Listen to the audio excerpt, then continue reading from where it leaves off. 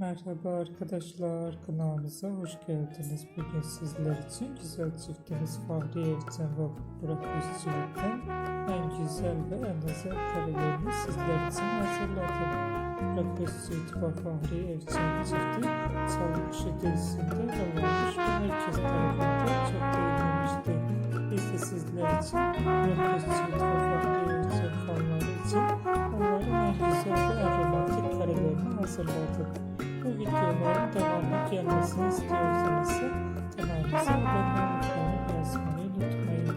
Kanalımızda daha birçok video bulabilirsiniz ve siz izlemeye devam edin. Herkese teşekkür ederiz.